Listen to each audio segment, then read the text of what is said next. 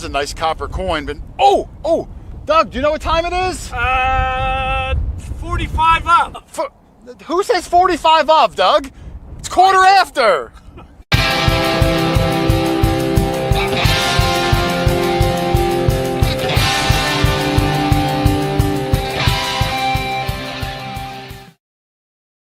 What's up, guys? Hoarder here, and thank you for joining me. Oh, man, I got some exciting news today.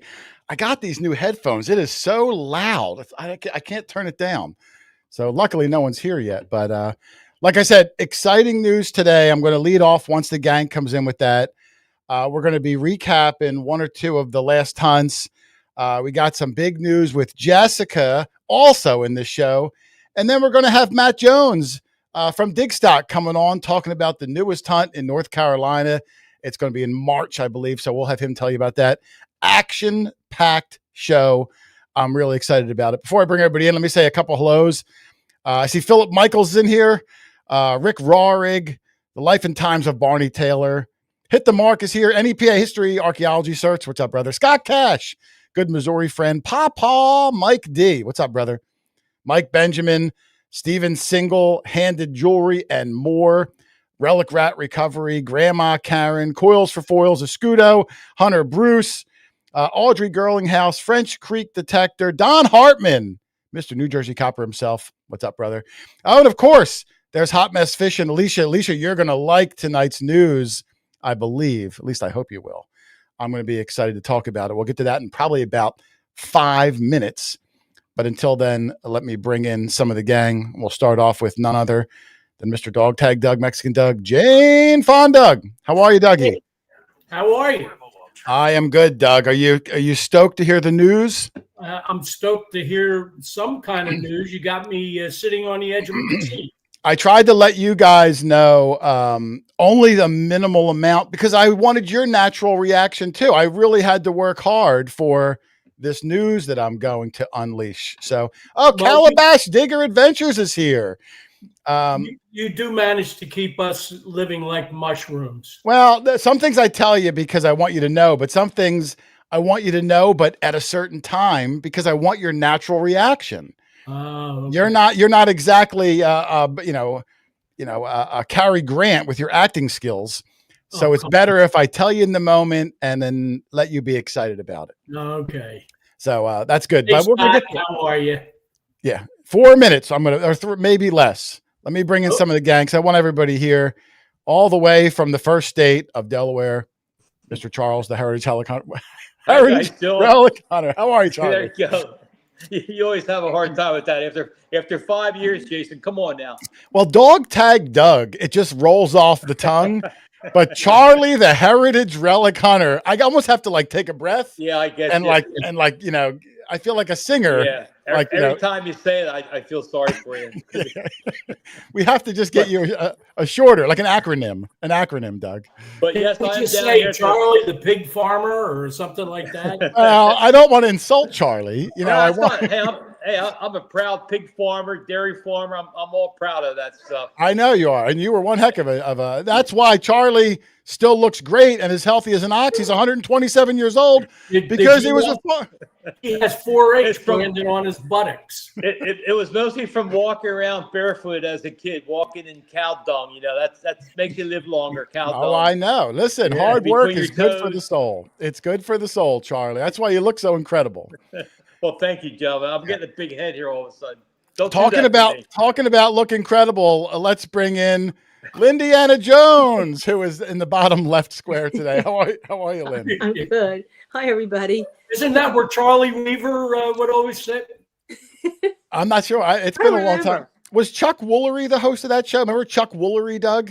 I don't think so. They had multiple over the years, but I don't think Chuck Woolery was one of them. Oh, I always liked Chuck Woolery. Is he the one that did that show, Press Your Luck, with the whammy that went around and you had to stop the whammy? Yeah, that was his kind of game show. All right. I think we're drifting from the show top. We're drifting from the show. Yeah. I'm reeling myself back in. Okay. I'm reeling myself back in. Let's bring in the last of the Mohicans, especially. There we go. Now he's looking forward. Mr. Rich Van Winkle. How are you, Rich? Good. How is everybody doing? I'm good. Are you guys excited for the news? Like I said, I told my group the news sparingly throughout the week because I didn't want them to know.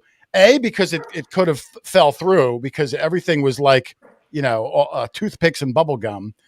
But I wanted your natural reaction. So you guys will be part of the announcement in about a minute because I am really excited. Well, we know how hard it is for you to keep quiet, so I we can't. are in suspense.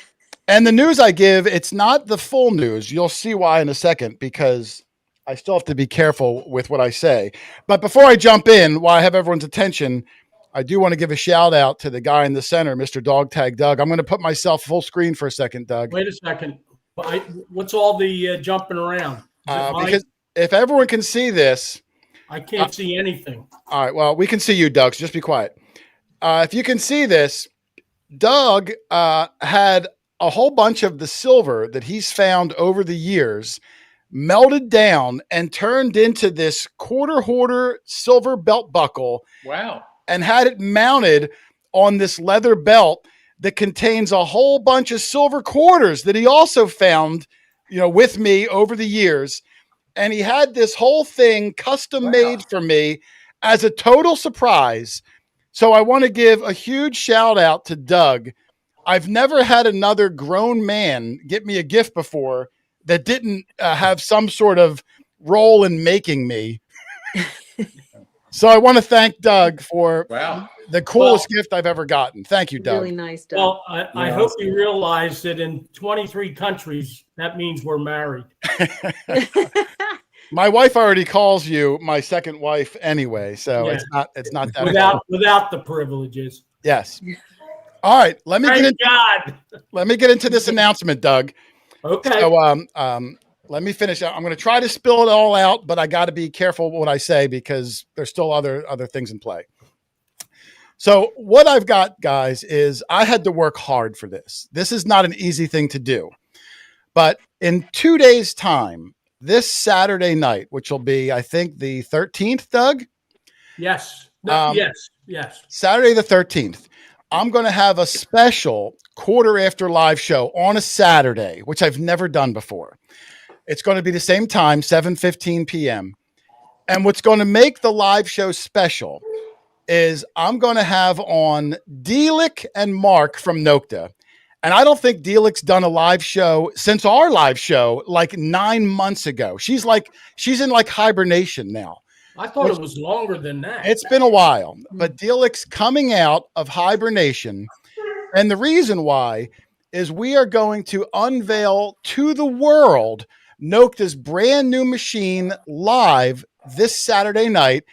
And when I say unveil the machine, I don't mean I'm going to show a photo of it.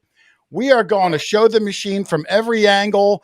We're going to go over every feature, every setting, all the new hardware, everything that it entails. You can ask your live questions in the chat. She's going to unveil this machine before Nokta even unveils it on their own website, Doug. So I'm incredibly proud that we were able to get it done. Wow. I'm super excited. I'm so thankful to Nokta. So I'm really stoked. I just got the new machine myself today. I didn't even open the box yet, Doug. Really? But other than Nokta, headquarter over in Turkey, the only other machine in the world is sitting behind me. So I'm super stoked I'm stoked that they trusted me with it, that they're going to let me go over it. And then I saw in the chat, there's a couple guys, I don't know if I'm allowed to say or not, but some of the testers of this machine. So after the unveiling, the testers will get the machine. They'll make sure that everything works, no bugs. If there is, Nokta will fix it before it goes out to the public. So those testers are worth their weight in gold, Doug, because you don't want to get a machine and then it be busted, and as much as I love doing this, I'm not the best tester. What is that noise? Is someone falling down the steps somewhere? What is that noise, Charlie? That's my wife. Oh, did she fall on the steps? Should you check on her? I'm sorry. I'm Just sorry. getting ice. What is she, breaking all the dishes or what? Is she throwing things? So anyway, let me reiterate, guys. Let me reiterate. Wow. Please do. in 2 days' time, 7:15 p.m. Eastern, right here on the Court Order channel. Special live stream with Nokta. And during the live show, not only will you learn all about the new machine, which I'm not allowed to say the name yet, but some of you may surmise already. But you'll find out in 2 days. And during the course of the show, I'm going to be giving away a ton of Nokta gear, including the brand new machine itself. So at the end of Saturday's show, there'll be 3 people that have the machine: Nokta, me, and maybe you. Wow. So I'm really excited about it, Doug. It's going to be a great time. And I might even be able to finagle where if you really want one, I might be able to even start taking pre-orders for it. That way you can be first in line for the new machine. So I'm really excited, Doug. It's a once in a lifetime opportunity. I'm glad I've got a good relationship with Nokta and have for years, that they trusted me with it. And we're going to unveil this machine to the world in 2 days' time. What do you think of that, Dougie? Awesome. I'll be there. It's really exciting. It is exciting. It is exciting. I mean, like I said, they're still, it's probably ready to go. That once the testers get to it, they'll look for those bugs that, you're almost hoping the testers do find bugs because you want to get them out of the way beforehand. Right. You're kind of hoping they don't, but you're kind of hoping they are. And some of these testers are good. They'll put it through its paces, Doug. They will set up tests that may never really occur in the real world. But you know what? If it did, these people will put it through its paces. So I'm really excited. I'm excited to have them on. I'm excited for the grand reveal. So yeah, that's my big announcement, Doug. In 2 days' time, I hope you'll all be here. Oh yeah. Well, if their past successes are any indication, their engineering department is spot on, and this next machine will be great. Yeah, I think it's going to be really good. I haven't even played with it yet. Tomorrow, I'll spend all day, going through this machine, and it'll be on the wall Saturday. Any questions you have? In fact, if you guys have questions even beforehand, but I don't even know what the machine is. Yeah. If you put them in, I'll make sure to address everything with Dealic. I'm going to try to cover all the bases. I want at the end of the show for everyone out there to know exactly what it can do, how everything works, what all the features are. We're going to really cover the whole thing, kit and caboodle. Oh, Cape Cod Father, Eric, thank you very much. Please bring it. I'll be hunting with Eric in another month or so. I will be bringing it. And out west middle typing. Thank you very much for the super chat. Hot Mess Fishing, Alicia, what do you think of the news? I'm sure you're going to be getting one early on. Well-respected nomad, Alicia. Yeah, I love new machines. Most of the manufacturers, you're lucky if one machine comes out a year. Sometimes a couple years go by before a new machine comes out. So, it's a big deal. I can't tell you how much work goes into a new machine. All the engineers, years of development, trying to put something together. So, these manufacturers really hang their hat on all the time and effort. And, they want it to be a winner. They want it to be as best it can be. So I'm going to be rooting for them like I do for everybody. And we will all find out together in 2 days' time. What do you think of that, Doug? Are you super excited? I am. I really am. I can't wait to, and I got to be perfectly honest here. We had no indication until you just announced it. I don't know what it looks like. I was hoping you would hold up the box, but I take it that's not going to happen. I can't wait to see it and use it. Yeah, I have to. I'm trying to be respectful. I could hold it up, and they probably wouldn't mind. But I think Dealic is going to be unveiling it herself at Digstock. I'm sorry, not Digstock, at Detectable on Saturday. Yep. So I don't want to steal her thunder and be like, nanny, nanny, boo, but you know what I mean? Like, I don't want to do that. So you still do that? Yeah. I've got an incredible commercial that Nokta created for it that I'll be opening the show with on Saturday. They did a great job. So you guys will be able to see the whole commercial of what will start appearing, I guess at the show. Yeah.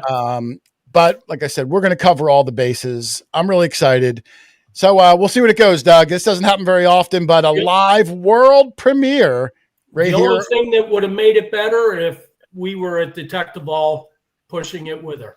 You know, Doug, I got my passport for the first time in two weeks ago, so maybe we can start. I'd love to go up to Canada. There's some really good events up in Canada. We got a lot of Canadian friends. Bethesda Ministries, DBA Chaplains for Change. Thank you very much, Bethesda Ministries. And look, hey, everybody out there, with the exception of the 4 people I'm sharing the screen with, one of you can win one in 2 days' time, along with, I can tell you about the other prizes, not only the new machine, which will be up for grabs. I think I have 3 of their accessory packs.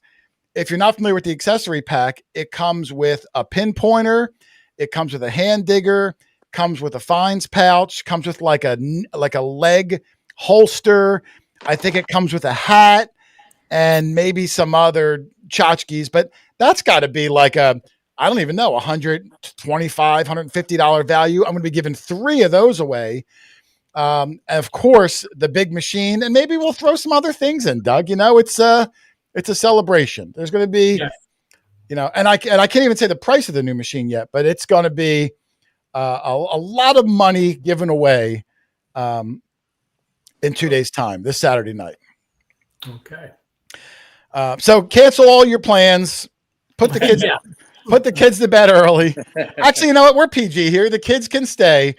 I think you got to be 18 to win, though, because the hand digger in the accessory pouch is sharp, Doug. It's pretty sharp. So, what do you guys think of the news? I did allude to it in my Tuesday video at the very, very, very end because I didn't know until like Monday night. So, and the video was done and edited, so I had to like put something in. I don't know if anyone even stays till like the very, very, very end. So they might be finding out right now for the first time. Oh, Calabash Digger. Look at that. What did he say? Hold on. Let me see what he said here. Hold on. Your live and setup looks great. Thank you, man. I really try to put a lot of effort into it, and I'm colorblind, so I don't know if it always matches, but I try my best. Can't wait to see the reveal on Saturday. By the way, the triple score menu video you did is one of the best. Thank you. He's ever seen. I got to run. Take my dog out. Thank you very much, man. You know, Calabash, I can't say who the testers are for the Note machine. I'm not allowed to say, but traditionally over the years, Calabash is one of the most recognizable testers for all machines out there. Does a great job. It's so time consuming to set up every scenario. You're kind of hoping for a failure because you want to tell the manufacturer so they can fix it. I don't want to do that. That's so much effort and work and time. But Calabash is one of the big ones. Our friend Iffy Signal up in New England, another really good one. There's a lot of good ones. I'm not trying to discount anyone. Hey, do you want to get off on another tangent? Is that a hint from you? Go ahead. Speaking of Calabash, what comedian ended every show he did with "Good night, Mrs. Calabash, wherever you are"? I don't know, but I'll open it up to the audience, Doug. Does anybody know in the audience? What did you say again, Doug? He would end every show. Relic Riley's here. Relic Riley, our good friend Relic Riley. Good night, Mrs. Calabash, wherever you are. All right, Doug, Relic Riley, who's here, who's probably in his early 20s. I'm sure he would know. Is there any chance he'll know what TV show? And I'm guessing you're probably talking like the 50s, early 60s. Yeah. I should know this, Doug. I know I can visualize the person, but I can't think of the name right up now. Anybody there? We got a winner, Rick Rohrig. Jimmy Durante. Yes, Jimmy Durante. Okay, there we go. Is like he got? Is Jimmy Durante the guy that like did the old mobster movies? Like he was like a short Italian guy. I think that was a Tommy Gun. No. Who was that? Well, I don't know. Yeah, I'll think on it. All right, you think on that. I was going to start one of the recap. Oh, History Seekers Heath is here too. Look at that, Doug. We got all the celebrities. All the big names are here. Wow. Well, he's in Alaska, isn't he? No, he got back. He came back. I think he came back yesterday. I was talking to him on his last day up there. while he was at like base camp, which is this beautiful lodge in the middle of literally nowhere, Charlie. I saw the grizzly bear nearby. I saw that. Yeah. Oh, he FaceTimed me. It's beautiful landscape. I mean, the air has got to be clean as anything. Yeah, I'm debating on trying to go up there myself. It looks like so much fun. They found good stuff. I don't want to ruin any of Heath's content that'll be coming out, but it looks like a ton of fun. I'd love to maybe join him the next time they go up. True wilderness, that's for sure. Yeah, the last frontier for our country, right up there in the true wilderness. I think he said he was like closer to Russia than he was to I don't know, somewhere else in America. He was really close to Russia. Was the point. If I remember seeing the map where they were, I think he was on that right at the Bering Strait there, out pretty far in that little loop where all the islands are. Yeah, isn't that where like all those like crab boats go crabbing for the big king crab things up in the Bering Straits? Very dangerous job, by the way, doing that. Very dangerous, very rough seas. But that's where he was up in that area. No, a lot of fun up there, and so Heath, I know Heath's excited for the big machine reveal. He's 55 miles from Russia and 600 miles from a Walmart. Wow, that's saying something, Doug. Yep. There's only 2 points on Earth where you're 600 miles from a Walmart, and he was in one. The other one is the moon. Yep. That's not on Earth. Oh, I knew I messed that up, Lynn. So I got 8 minutes until Matt Jones comes on. We're going to talk about Digstock. So I'll start the recap show, I guess, after that. And we'll fly through it because I don't want to have everybody here till 3 a.m. We haven't done a recap show in like a month and a half. And then after today, I've got guests lined up for, I think, the next 4 weeks. Some real fun ones too, Doug.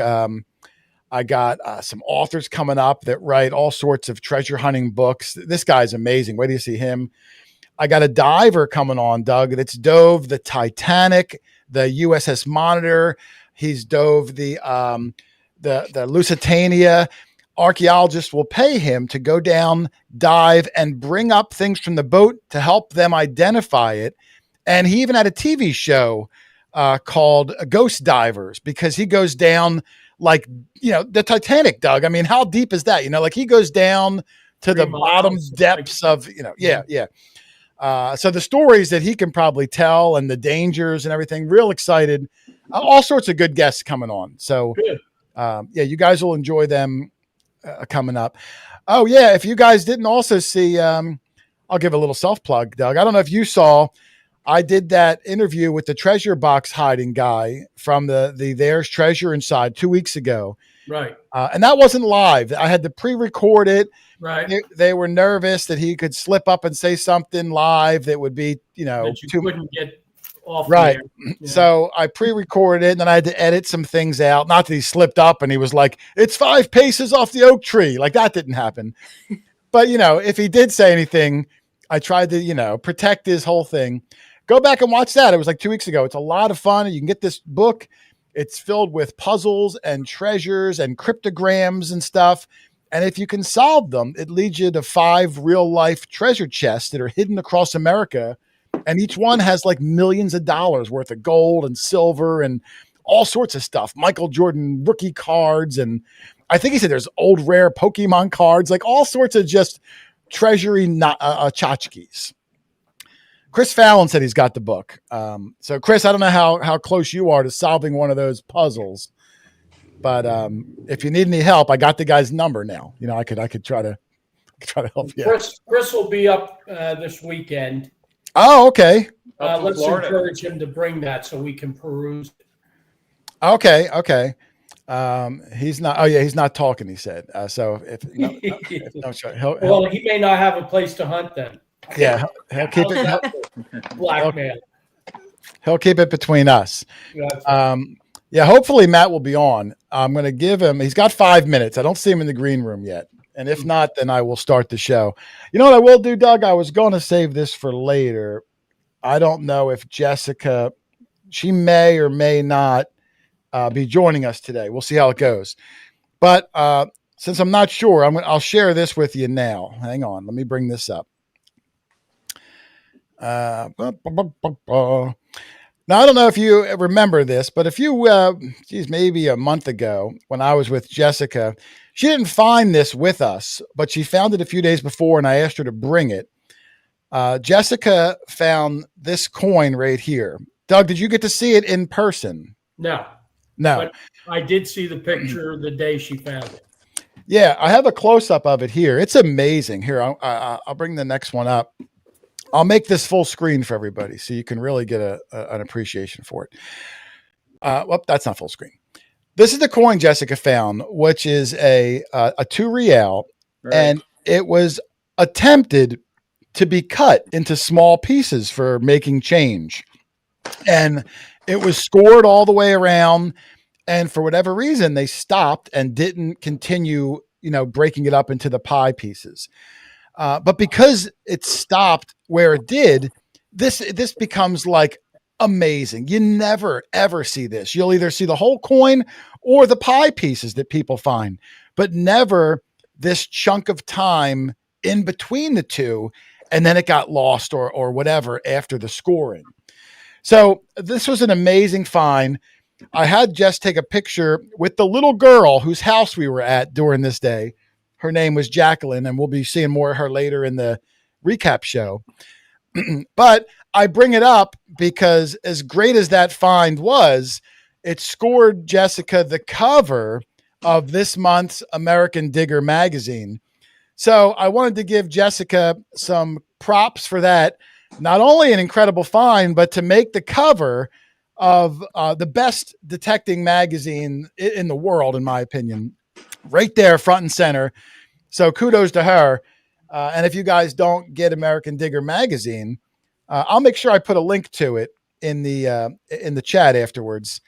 You can get it, actual magazine or even digital versions now, and you can see Jessica and all the other finds up close. What's great about American Digger too, Charlie, is they do. Let me bring us back in here, if I can. Whoops. What's great about it is they have a section called Just Doug, where if you or Doug or anybody out there found something cool, you could take some pictures, submit it to American Digger, and they will feature it. If it's not everybody's, but a lot of them feature it in the magazine. You can write up a little article, and you can get your stuff out there and noticed for things like that. So they really do a lot to promote the hobby. It's interesting, Jason. That was a 2 real. I only thought they did that with an 8 real, where they would make 8 cuts out of it, 8 pieces. Yeah, I guess they did it with whatever you need change for. Traditionally, it was an 8 real, right? And then each cut, you'd get a piece of the 8. If I bring it back up, let me go back again. 2 images right there. Is this 8 pieces? Let me see. 1, 2, 3. Yeah. Yeah. So, a 2 real, you're talking each one is what, a quarter, half. Yeah. Each pie would be a quarter. And if, obviously these weren't exact. So if you look at like this piece here where the 4 is, and then this piece over here, they're not even close to the same size. Right. But you try to cut it up so that each piece has a piece of the coin. So this piece has the 4 for King Charles IV. This one has his head. The piece at the bottom has the full date. So that way, when you cut it up, you're getting a real piece rather than just willy-nilly cut it up and, whatever happens. I have only ever found 1 cut coin myself. One ever? One. Only 1 ever cut. How about you guys? You guys ever find cut coin? I've cut a couple.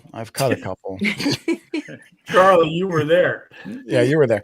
All right, listen. Let me revisit that, Charlie, because I see Matt is in the back room. I want to bring him on. Okay, all right. We're going to talk for about 20 minutes or so about his event. So let me bring him in now. If you're not familiar with it, Matt runs Digstock, which is I think it's the biggest metal detecting event in the country, Doug. Mm-hmm. And another one's coming up around the corner. So we're going to talk to Matt about the event, the location, the history, tickets, all that stuff. So let's bring him in, everybody. Welcome, Mr. Matt Jones. And Matt, I'm going to put you on the full side. Hang on, brother. There you are. You look good. How are you, Matt? Can you hear me, Matt? I'm good. How are you? Oh, we're good. We're good, brother. Yeah, How are you? You got some breaking up going on. I don't know if that's me or you. I think it's you, but we can hear you at the moment. If you can hear us, It may be me.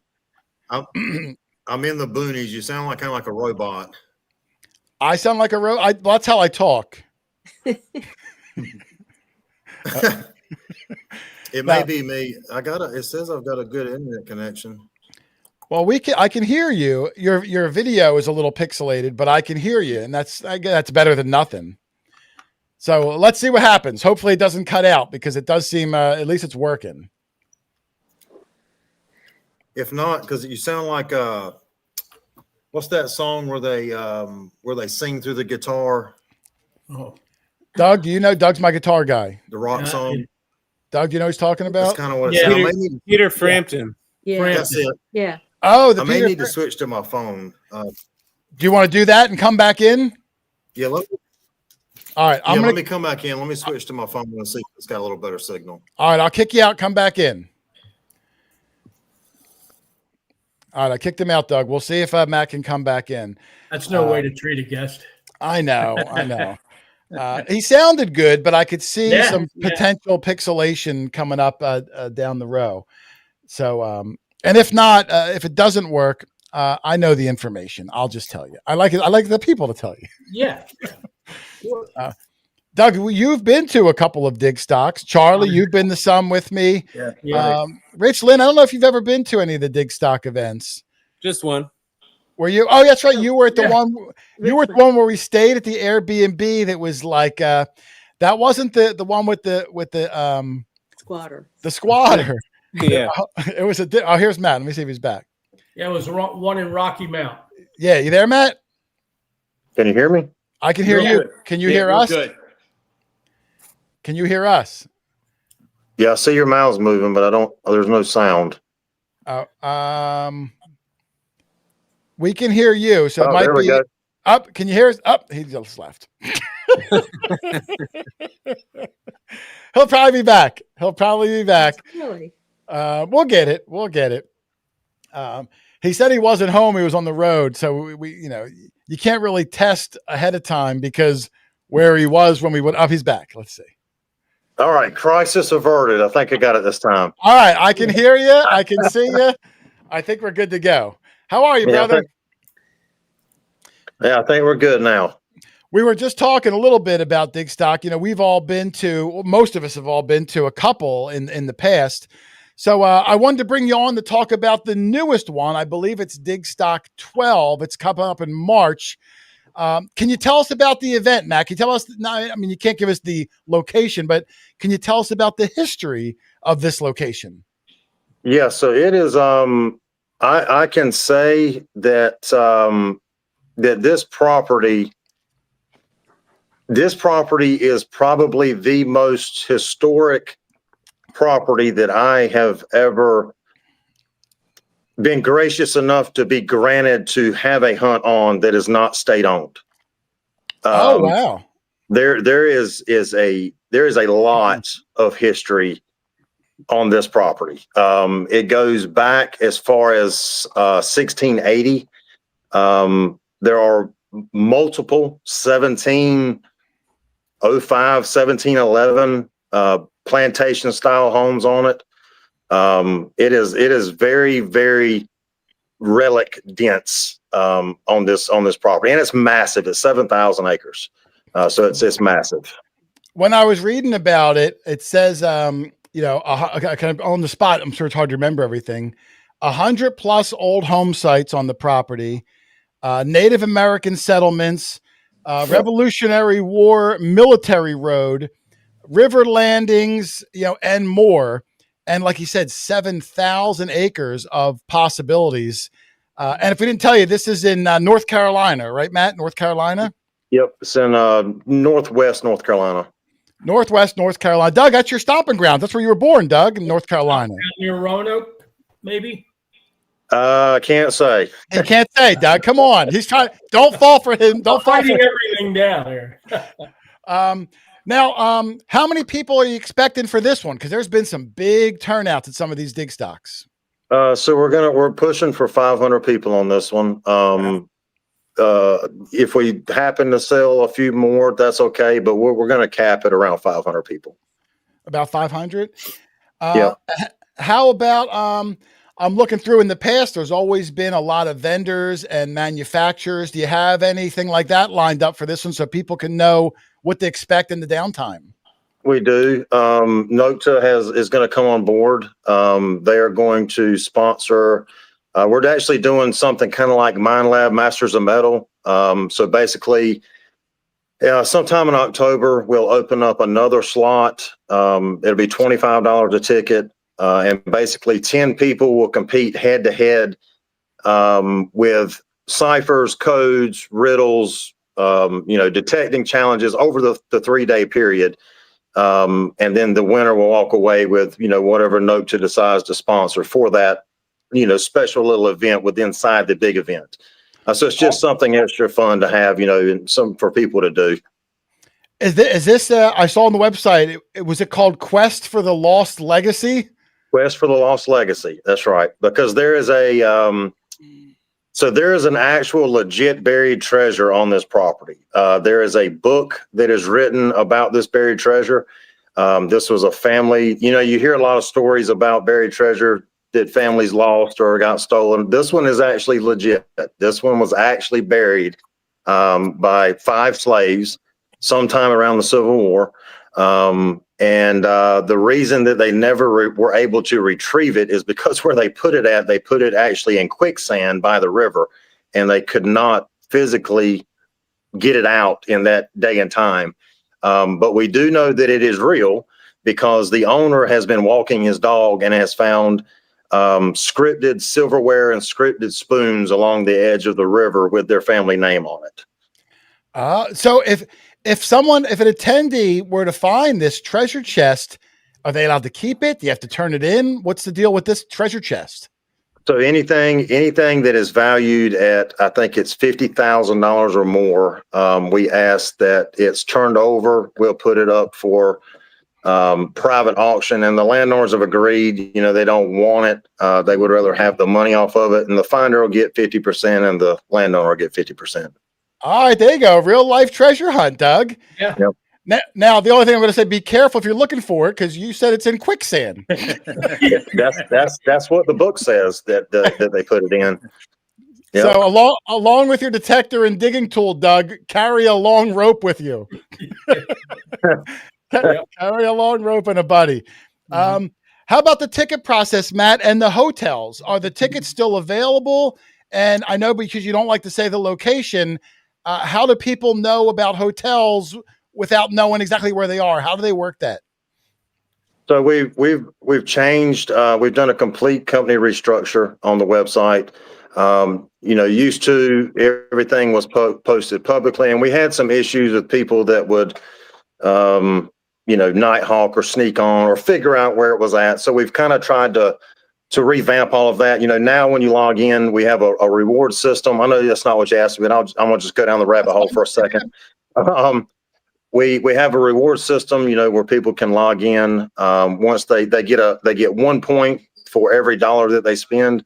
And then once they accumulate a certain amount of points, they get basically a free ticket, 200 and some odd dollars off of a ticket price in the future. So now when you purchase your ticket, you get a link to your email that has a password to it that you can log into what we call the Digger portal that gives you all that information for hotels, places to eat, places to go, things to see. It has a little creative AI video on there, talking about, what to expect and what's to come, closer to the event. We did have some people that said that they didn't want to buy tickets because they didn't know, they couldn't plan. So we put on our website and on our Facebook where people can go and look for a hotel, close as possible. But the exact hotels are listed when you purchase a ticket. Okay.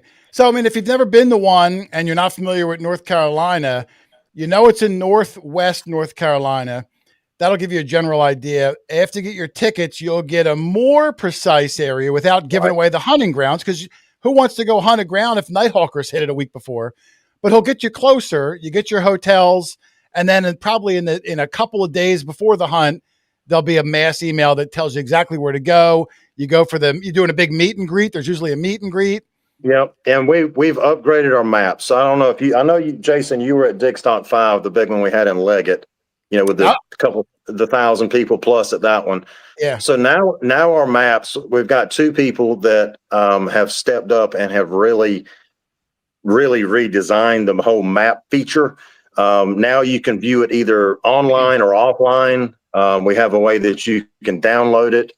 And then as far as what it shows, before you got a color coded house, and then there was a legend that would tell you, that house was built in 1850 or whatever.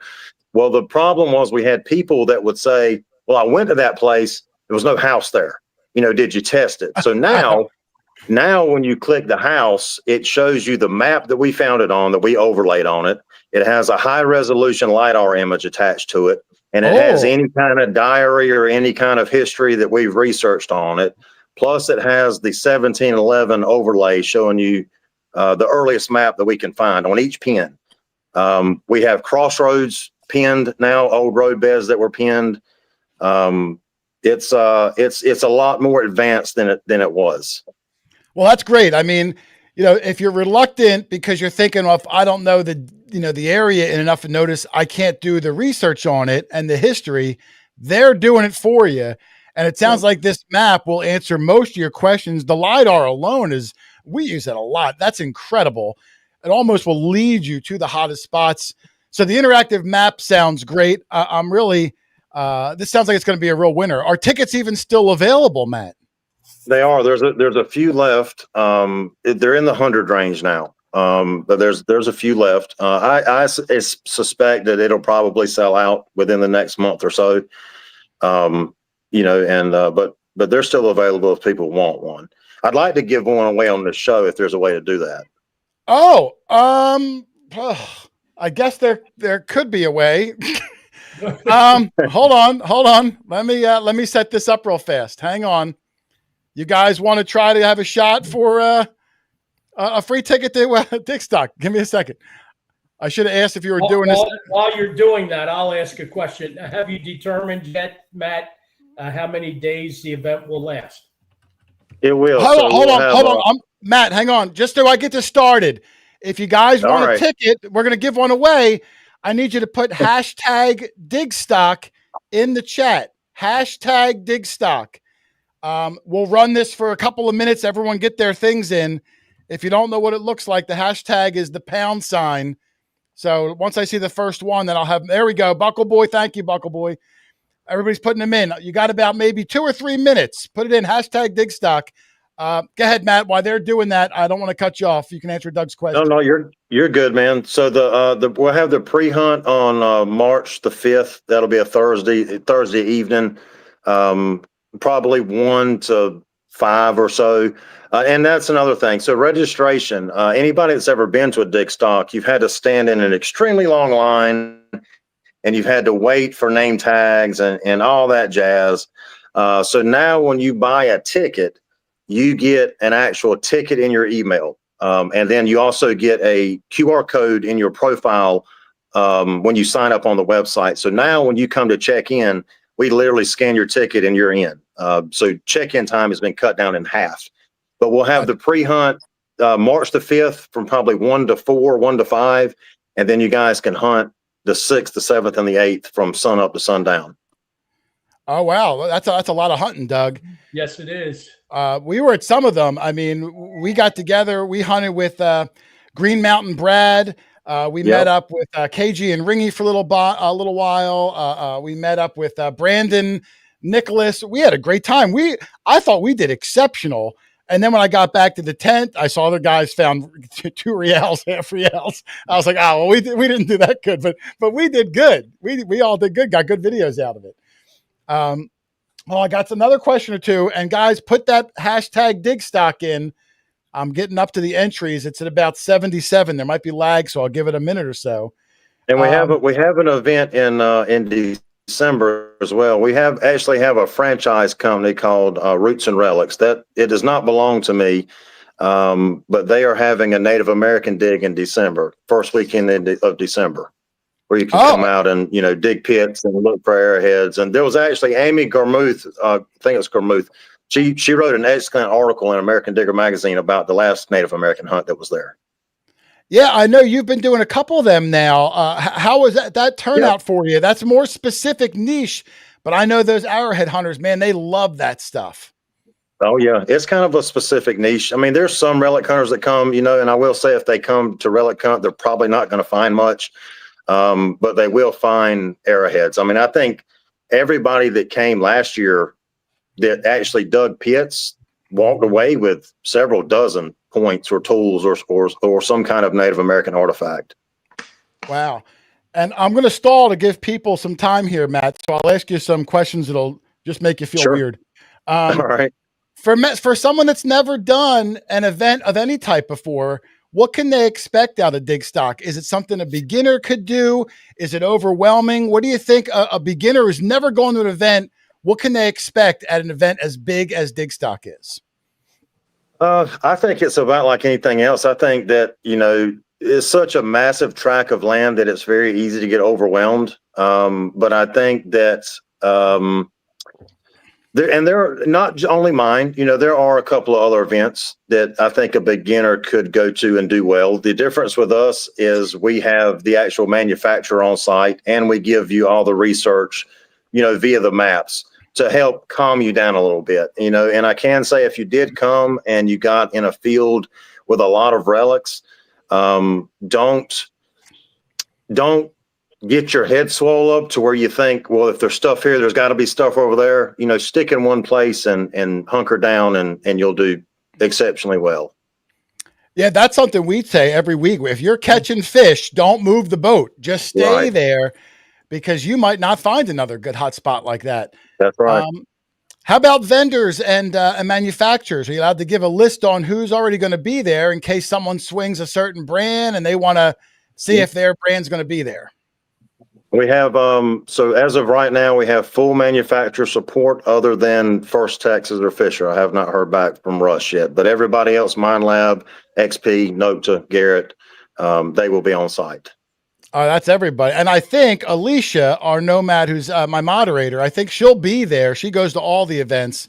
So stop by the Nokta tent. They're always giving things away. Debbie from Mine Lab. I'll give Mine Lab. They do a great job. So all of them, make sure you stop by. Usually there's some really cool other vendors too. Maybe there'll be shovel people, jewelry people, all sorts of things. It's really a party atmosphere at the meet and greet. And there's usually, I hate to say celebrities, but like notable people in the treasure hunting world will be there.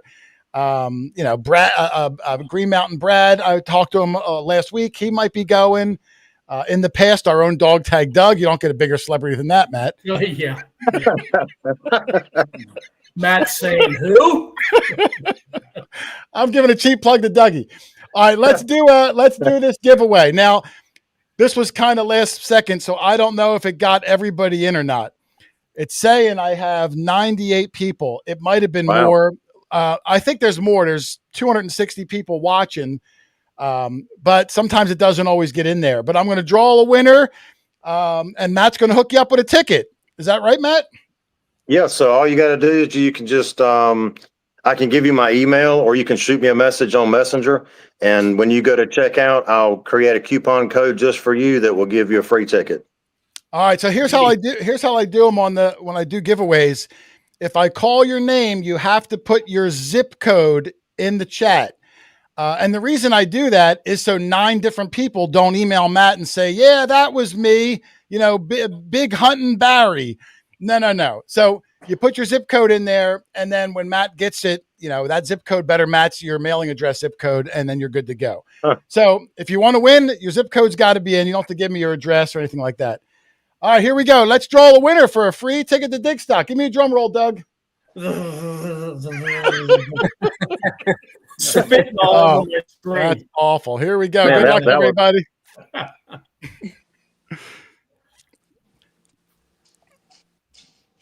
Russell Peterson. How are you, Russell? Congratulations, my friend. Russell, give me a zip code. I'll give you 30 seconds to put a zip code in the chat. You got to be here.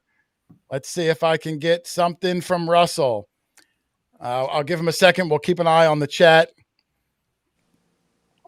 And who knows? Are you going to come, Jason? Well, I was just going to say, you missed my announcement at the beginning, but I'm going to have Mark and Dielich from Nokta on Saturday. We're going to be unveiling their newest machine to the world, Saturday Night Live. Right. So I'm going to be talking to them. There's a few events in 2026 that I really want to go to. Digstock is one. My buddies in Missouri, another one, maybe Detect the Heartland. There's some of them I just really enjoy. So I'm hoping so. I will say this.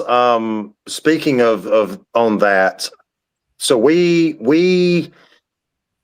I will be making a trip out of the United States here very soon, and I have a guest coming to March that is not within the United States.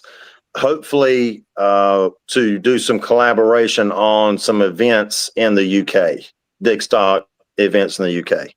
That's coming very soon. Wow. That's cool. Yeah, that's going to be good. I mean, listen, the everyone at this point probably heard of Detectival, huge event in England. Yeah. If you can crack into that market, that's going to be amazing. There's a real need for that. So many people want to get out, the camaraderie. You meet a lot of friends. Some people don't like to knock on doors. It's a great way to get out. And if you go to an event like Digstock and you don't know anybody, listen, we're all a pretty friendly bunch. I'm sure you can jump in with other groups, other people. Oh, absolutely. Go out and you're going to make a lot of friends. So if you're one of these introverts and you don't want to go by yourself, listen, you're going to leave there with some friends and a good time. Give it a shot. Life is short.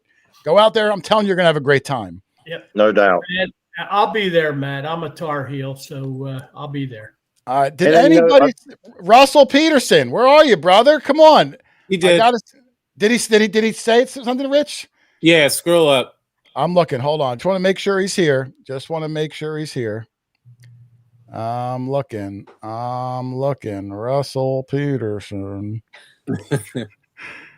Alicia, did Russell Peterson put a zip code in? Rich, I'm not seeing it. It's like 46118. Or something. I'm just okay. People are saying he did. Okay, they're saying he did. I missed it, but as long as he did, Russell, put it in there again, just so I can highlight your zip code. I want people to know it's legit. I didn't, fake anything. Sure. But yeah, Russell Peterson. So we'll make sure we get that over. I didn't mean to cut you off, Matt. I just wanted to make sure. No, you're good, man. I know some people. They always ask.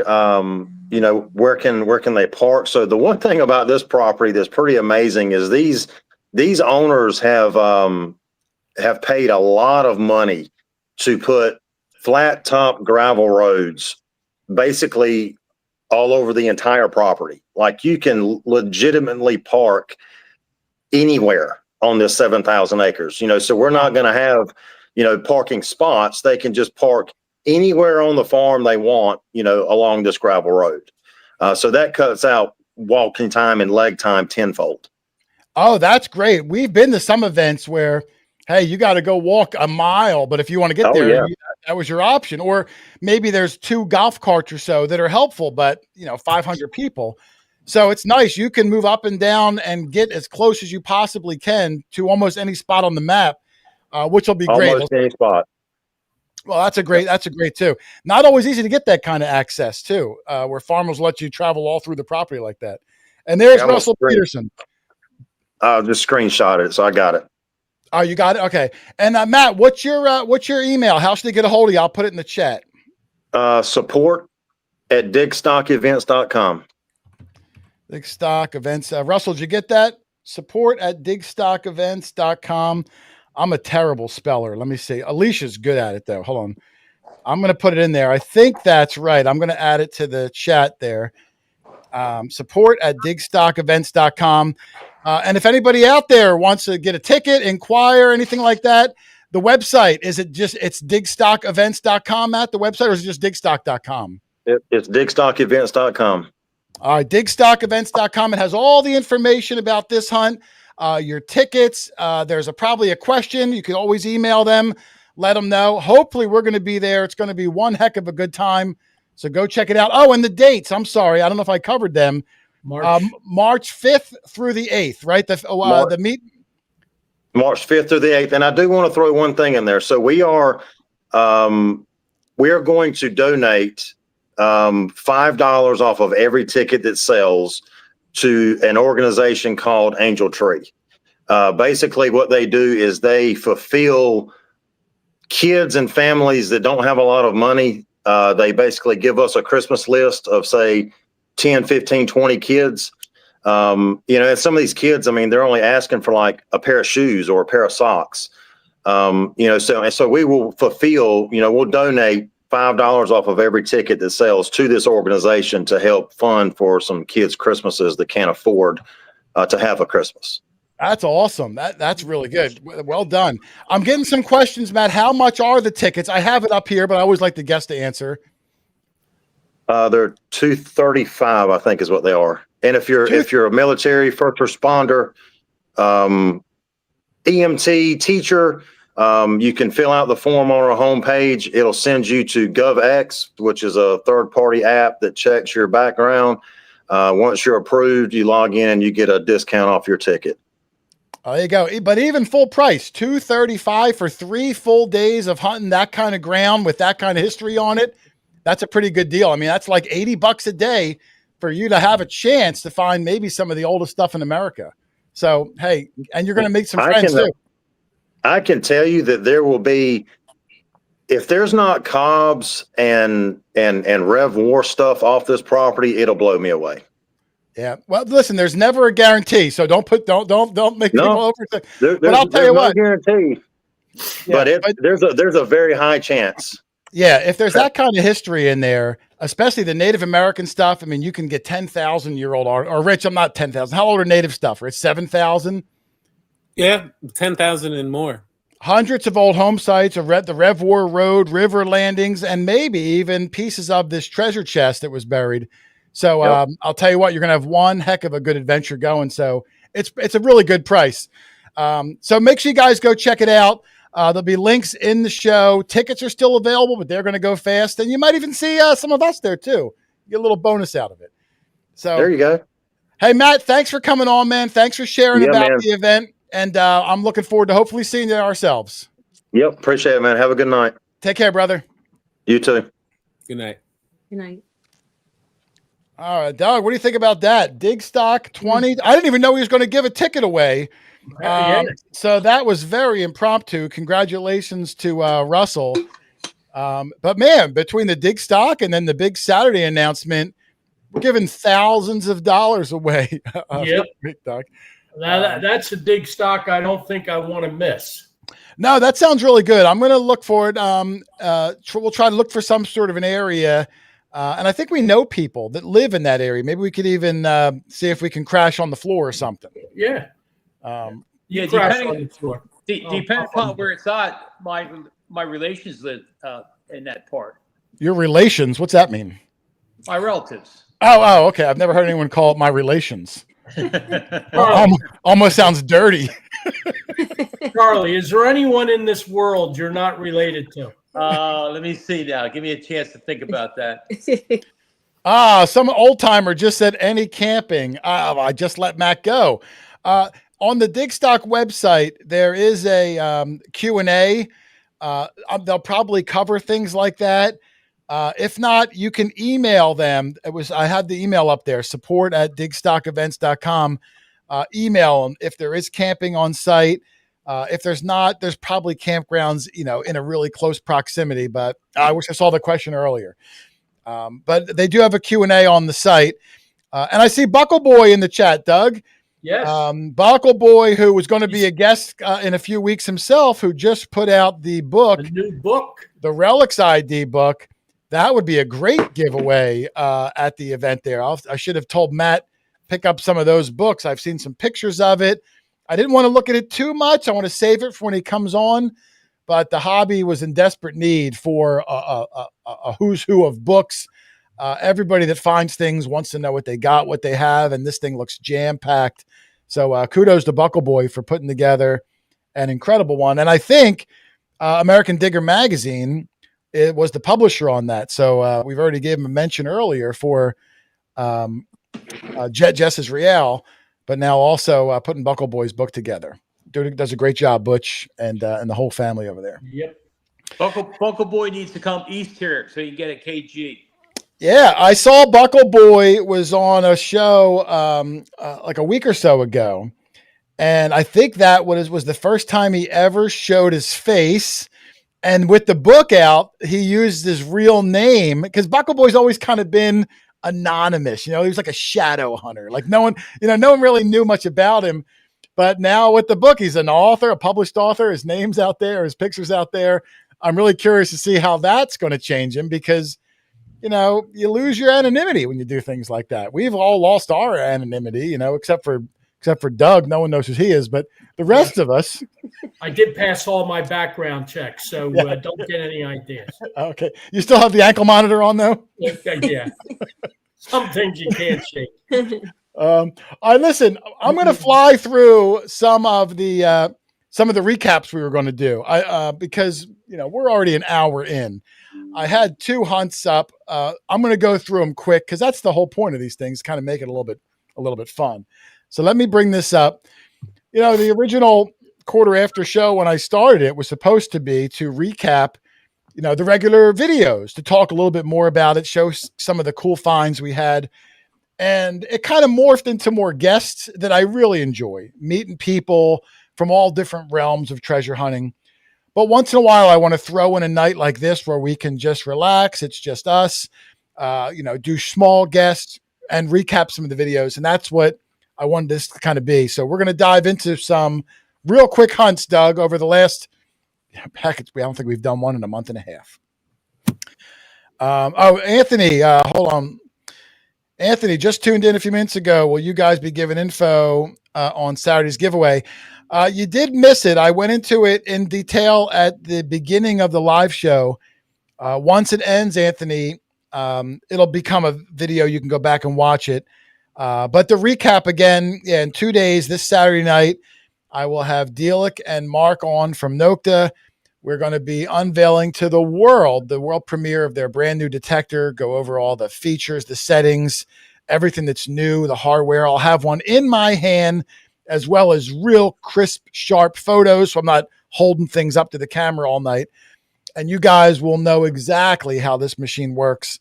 So tune in for that. And we're going to be giving away all sorts of things, including the machine itself. So it'll be Saturday night, 7:15 p.m., right here on the channel. Really looking forward to that.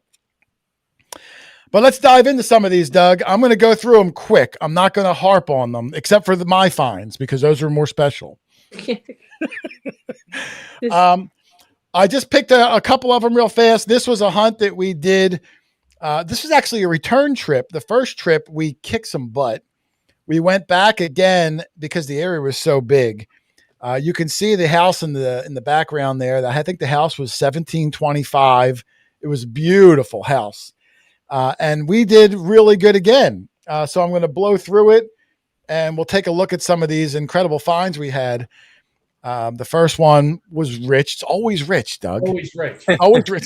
It's always rich. But he called me over for that coin on the ground. I picked it up. It was, ratty. So Rich and Doug, I love that shot. That was almost the thumbnail of the video, Doug. Yeah. I love thumbnails, but then I get into some of these other fancy ones. But this one turned out to be an 1851 braided hair. And the reason I was so excited about it, because this was actually a braided hair half cent. Now, if you're not a coin collector, the braided hair half cents were so low mintages, like 50,000, a half cent just didn't buy you much anymore in the 1850s. So they were phasing out. So, in the 10 years that we've all been doing this, I think it was only the second braided hair half cent that I've ever seen come out of the ground. I found one about 5 years ago. I'm sorry, the third one. Rich found one about 2 years ago, and then Rich found this one. So awesome find there from Rich. Thank you. And then that was the picture. This may have been the thumbnail. I don't remember. And for this picture, when I do these fun pictures, there's a little bit of setup. I'll say, Rich, stand over here. I want this in the background. Doug, stand over here. And I'll say, all right, Doug, I want you to do your best excited face. I call it the holy blank face. I won't say it on the show. But Doug's always looks like he's constipated. So that face was supposed to be. He always says, here, we're going to do this picture. Look right into the sun. Well, listen. Look directly at the sun. The best photos sometimes are, you got to look at the sun. I want certain things in the background. Listen, I try to be like an artist, Rich. And now it was overcast this day, so the sun wasn't blinding you. And I told Doug to make an over-the-top excited face. I don't know what that face was that he's making there. But I guess he looks excited. The X-Lax was working. But it was still a good from Dougie. That coin was in real good shape. Oh, it was beautiful. Yeah. I think because it was out in the fields, it was closer to the house where they did not fertilize. Yeah, no fertilization. Fertilizer, not fertilization. Whatever. This one was mine. I was way over in the side yard. The reason I put the picture in is you can see the house in the distance. And if you look over here, there's a swimming pool by my mouse. Yeah. And when they put that pool in, all the dirt that they dug out was thrown on this hill. So I said, normally when a detectorist hears dirt was moved, your first instinct is like, oh, that's no good. But sometimes dirt moved is amazing because now the dirt that's up on the surface was maybe 2-3 feet down. And I got rewarded for it. Yeah. So in the tailings of the pool, I don't think I played it, Doug. Let's see if I could run through. Here we go. I had a couple of good things. This was my first one I got. Big dirty circle, as Doug likes to call them. I call them that. That's you. An 1822 matron head, or as Doug calls them now for some reason, coronet head, which is accurate, but who calls them that? But yeah, 1822 matron head, a large cent. And then I think I have a shot of the back. Awesome backside. I love a good backside. And then there's another one of the photos. This one I had Charlie come over. I had some good ones with Charlie. This one was more like the head scratcher, but I wanted the house in the background. That one came out really good. Good job, Charlie. Thank you. I'm wearing my favorite shirt. Hey, Charlie, the snake shirt. He doesn't care how stupid we look, Charlie. No, listen, we all have our turn looking stupid. Everyone does. Doug, we don't need to work hard at it either, do we? That's true. Just show up. Just show up and be ourselves. There's Doug, who had a good find. You can see the house again in the back. It was a beautiful house and property. Yeah, it was. Doug had a big dirty circle. We love big dirty circles. Yep. And Doug's with a little bit of Perron light, you were able to see. I'll make this full screen real quick so you can see, Doug. Hold on. Bang. You can see with the Perron the year 1940. And when I saw that big year, it's at like 10 o'clock. I knew what it was instantly. You called it right away. I knew I'd seen it before, and I knew just from that font. But when we cleaned it up, it came out great. And Doug, if you want to I don't think I played it. Yeah, that shot there, it kind of looks like John Kennedy, but it wasn't John Candy, the actor from Kennedy. Summer Rental? JFK. Oh, I thought John Candy. It kind of looks like JFK there, but it turns out it wasn't. There's the cleaned up one, Doug, if you want to tell people what it is, even though they can read it. It's a New York World's Fair from 1940, and it was hold. So that's how they came when they sold them or gave them out. Yeah, they called them a World's Fair dollar. They were sold at the World's Fair for $1 as souvenirs. Yeah. But it's just cool to find one, now 85 years later. Yeah. There were several different of this side, but this one has George Washington. It doesn't look like George Washington, maybe a little bit. This side was kind of grody. It didn't clean up real well in the field. But there were other variations where they had, some of the buildings and some of the other attractions from the World's Fair. But this was one of them. Oh, Buckle Boy, you're going to like these next two items. These could make the the amended version of your book, because these were both really unique.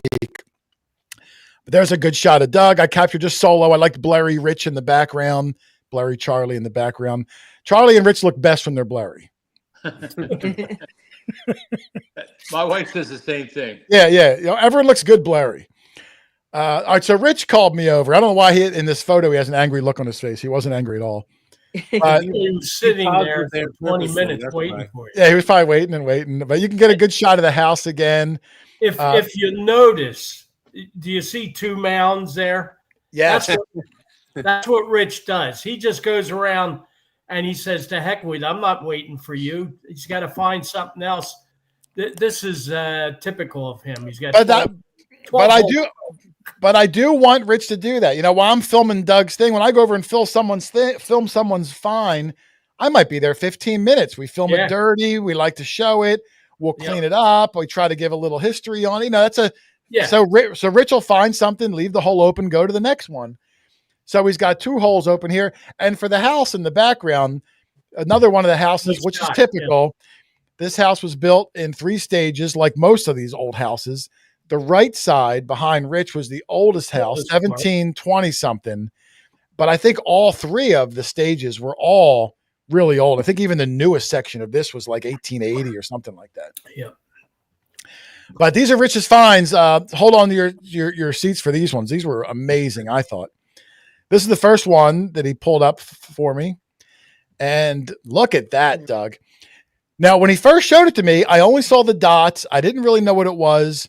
But I froze it here because if you really look at it, can you see the snake eating his own tail going around the outside of those dots? Yep. This is a Rev War era cufflink showing the snake from your favorite shirt, Charlie. That Don't Tread on Me design of early colonial America. That was an amazing, amazing find that, because Rich had 19 holes open, we kind of had to rush through it because there's other things waiting, but amazing piece. And I've never seen that exact design before of that cufflink. Does each dot represent a state? Does each dot represent a state? How many dots were on there? You guys 13 colonies. Yeah. There's 13 of them. Oh, look, Relic Riley said similar to the button he dug at Digstock. Yeah, I've seen buttons that were similar, Riley. I've never seen this cufflink though. So it was cool. And Buckle Boy saying that symbol is even older than that. I mean, yes. I'm sure it does. I guess in my mind, I associate it with that early colonial America. Do you know what that represents? Tell us, Doug. Infinity. It's never ending. Oh, okay. Good job, Doug. So awesome. Look, Buckle Boy's never seen it, Rich. So I'll send him some high-res pictures for the amended version. But great find from Rich there. And then in that other hole, there's the back of it. That's you can see where it was kind of busted off there. And it was large. It was a large size cufflink. It was so exciting finding the snake on there because it didn't. At first, we didn't see that. I did in the video. I outlined it and I did like some AI generation, so it would like highlight the snake and so people could see it because I didn't notice it right away either. Let me go back real fast. Hold on. I think I had to you didn't see it even right away when I was showing I didn't. You said there was a snake on there and I'm holding it in my hand. I'm like, where's the snake, Rich? Because it's hard to see it. Plus it was dirty. It's covered in, dirt. But once my eyes caught it, that's all I could see anymore. And then once I see that snake, like you said, Charlie, I immediately count the dots and I see the 13 and, not that I had any doubt about it, but it just made it, wow, that's the stuff that we really try to look for. Don't always find it. That's a tremendous find. Yeah. I mean, that's the stuff we hope for every week. And some weeks we're only finding Merc dimes and Washington quarters. And I'm not complaining, but it makes these pieces even more special because they don't come out of the ground every week. Well, we definitely know that house we were at, it was not detected before. That's for sure. Yeah. We might go back. We might go back again. But in the other hole, this is what he showed me. And when he first showed it to me, I thought it was like some weird sex toy, Charlie. I was like, what is this thing? That's one of my favorite finds. Charlie knows what I'm talking about, but I won't say it. It's a PG show. But when we pulled it out, this is what he had. Now, this is not quite colonial, but it was like a brass bunny rabbit. And I was like, is this like a board game piece? Is this like a chess piece? What is this? And after we cleaned it up, Rich, tell people what it was. Do you remember? Yeah, that is a pipe tamper, actually, and it actually is pretty rare and sought after in the tobacco collecting world. I don't remember the name of the designer, the artist that made them, but I don't either. When I looked it up, he was a famous pipe tamper maker from like the late 1800s. It does look like Uncle Wiggily, Sue, but it's not Uncle Wiggily, but it does look like that. Let me bring us back up over here so we can. Whoops! So we're not just hidden. Hold on. There we go. But yeah, this pipe tamper, which is a rabbit, this guy made them in the late 1800s, and they are very collectible. When I Googled it to try to find out what it was, one of them popped up on eBay, which I was just using as a picture reference. And the guy was asking like $250, and it wasn't much better condition than yours, Rich. Yeah. So really nice piece there. If I remembered the designer's name, I would say it. But if you collect vintage tobacco memorabilia, this is, a super nice piece. And that's one thing that I did take home, and I cleaned up a little bit more. I like keeping things the way they are generally, but I did clean him up, and he looks good. No, he does look good. And I like how his arms, like when we first thought it, we thought you would like rest a toothpick because it looks like his hands are like you would put something in between his hands. But yeah, I don't know. Really cool though. And then I'm sure I got a picture of Rich with it because that's what I do. Yeah, look at that shot, Doug. Come on. Yeah. Come on, Doug. I love that blurry background. All that's come on. That's great. It's a great shot. That could have been. Say so yourself. I listen. I only take the pictures for Facebook, but man, I love them. Wicked Digger is here. What's up, Wicked Digger? Might be seeing him in a few weeks too. And Wicked Digger, I'm not sure if you caught the show at the beginning. If you're not working Saturday night, make sure you tune in. We're going to have Dealic on going over the brand new machine, and I know you're going to have one early, so you're going to enjoy learning all about it.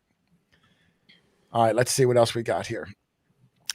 Another shot of the yard, just show you how massive it was. I mean, if I moved it to the left, the yard just goes and goes and goes. It's a huge, huge property.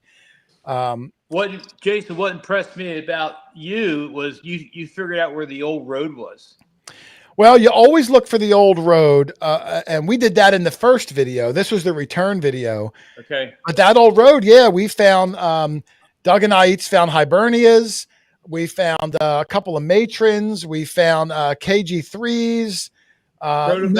Crotal bells, old buttons. I mean, yeah, it was this land was untouched. This was my find again over by the where the pool pilings were. And if you can look in that picture, Doug, I'll do a full screen. It's hard to see why it's dirty, but I noticed when it was in my hand, that square hole in the middle, and we all know what a square hole coin means. So after we cleaned it up, this is what, well, if you don't, you'll know in a second. Hold on. We find a lot of these, which is amazing. Old Chinese coin.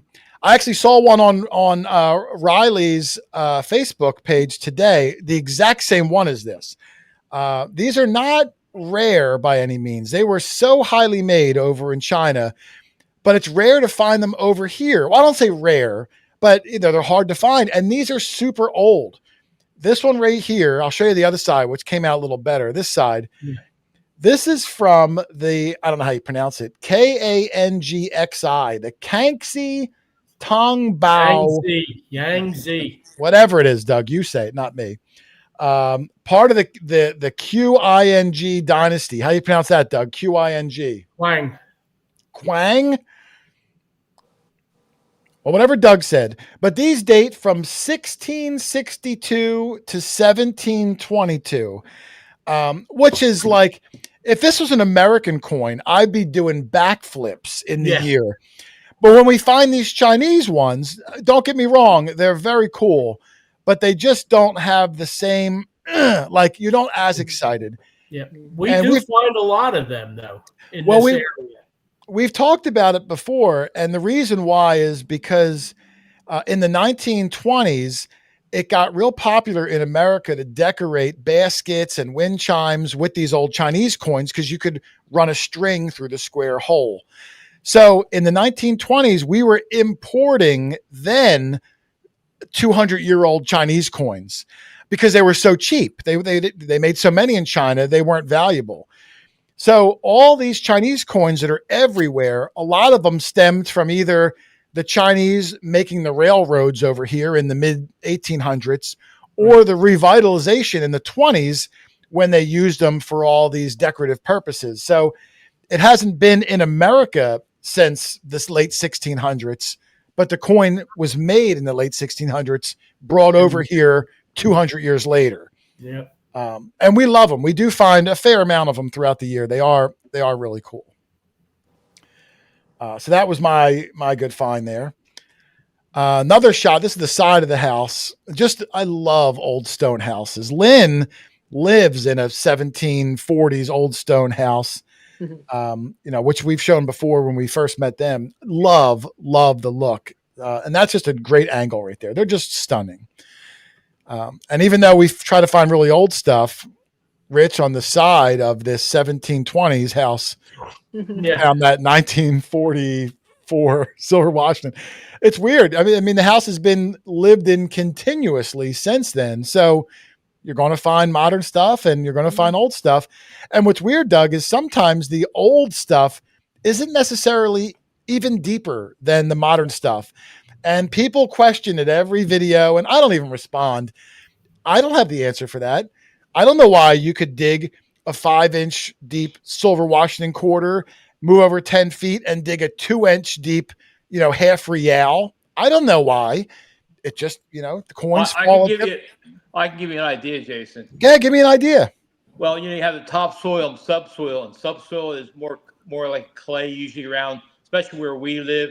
And once that coin goes down through this topsoil, which is kind of loose because it has loam to it, and once it hits that subsoil, it stops. I do agree with you there. Like it starts to get dense. Yes. Clay gets very dense. Yeah.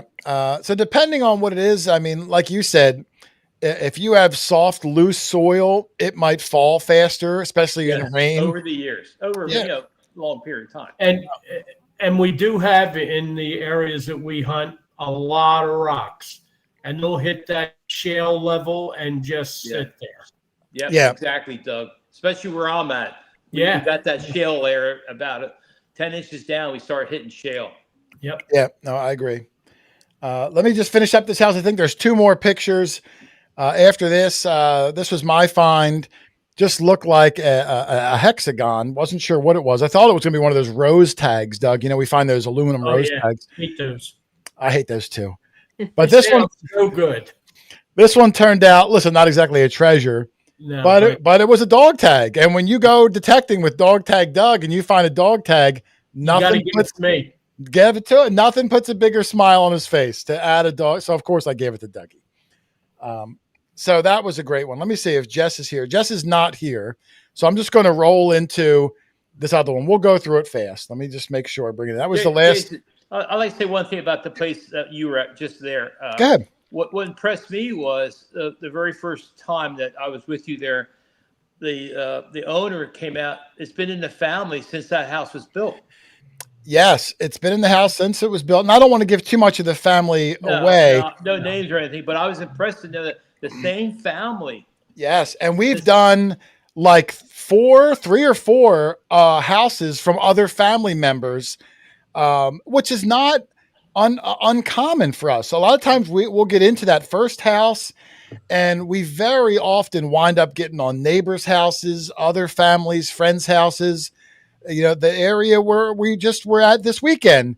It's like the sixth house because we just keep going. And that's the best part of that. I really like to think that we make a lot of friends out here. We always include the property owners. We bring extra machines. We include the kids. I think that's so important. And to give up that extra time and things that it does take to do that, it pays off in circles because we're always getting new properties from it. And this house was one of them. Let me bring in the next one. I'm going to do one more hunt, and then I'm not going to get in. We haven't done one of these in 5 weeks, but I'm only going to do 2 hunts. This was another one. I can't think how we got this house offhand, Charlie. Do you remember? Because I know Doug wasn't here. He was away. I don't remember. Well, anyway, we got this really old house. I can't think. That's okay. This was a great one. Now, let me bring it full screen so you guys can see it. I'm going to show you some of the places at this stuff. Obviously, this is the old house. I think it was 1750 or 60, something like that. I forget. There's the old barn, massive old stone barn, which was just beautiful with some of the old hex signs on there. The hex signs were old. Is that? Well, it's like Pennsylvania Dutch, Charlie. The hexes. Yeah, German Swiss. Yeah. There was also a beautiful spring house. This is a large spring house too. And then of course Charlie on the hay was also large Charlie on the hay. I'm not sure how that got in there. I'm trying to think which place this is now. It's with the kids, Charlie. You'll see starting out. Yeah. I know the girl. Yes. Yeah, we had they had 3 kids there. I'll give them a shout out: Henry, Jesse, and Jackie. They do watch the channel. And they detected with us all day long, and they were so into it. It was so fun. They were excited. They were respectful. They loved the history. So as I roll through these, Jess had the first find of the day. The kids came running over. They had detectors in the hand. It turned out to be a nice 2-piece button. Yeah. There's a nice cleaned up shot of it. I'm a sucker for the blurry background, Charlie. There's Jess on the left and the button on the right. Yes. I think just civilian button, but just beautiful. Had a lot of gilt left on it too. Yeah, a lot of it. She found that as soon as he started to swing, she found it right away, right in front of the house there. Yeah, first find of the day. Absolutely. I do remember this place very well now. It took me a while to look at the photos there, but I do remember it was hot that day. It was about 112 degrees, Doug. It was really hot. I mean, it was almost too much. Our plan was to do the fields, but there was obviously there's no shade in the fields. So we decided to hug the house, and we did good. But in the brief time we went out in the fields, we did get some amazing things, but the sun was brutal. Let me move on here. I dug this, which not exactly a treasure, but it was neat. I think we found one just this past weekend. Yeah. This one's enameled. I like them because they say the area. If you could see at the top, it's hard to see. It says Reading, Pennsylvania, which is not far from where we were. If you play Monopoly, you're probably familiar with Reading Railroad. Railroad, yeah. And this was an auto club, probably from the 1950s, not super old, but it would have been enameled, beautiful. Put it on your car. Now they make stickers instead. Yeah, it's got lots of stickers. They make stickers. I love anything that doesn't exist anymore. In today's world of plastic and stickers, and it's nice to find something all brass like this, or aluminum. I think it was. That was aluminum. Yeah. Then I got a picture of Rich poking his head around one of the wells there. I just put it because I like making Rich look funny. Easy to do. Rich had a cool find there. I got 2 pictures of just like a stop shot as the brush was hitting. You could see like flecks of dirt flying off.